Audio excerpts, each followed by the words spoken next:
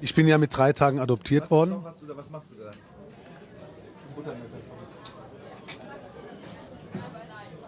Das hat jetzt keiner beachtet. Ich bin ja mit 3 Tagen adoptiert worden.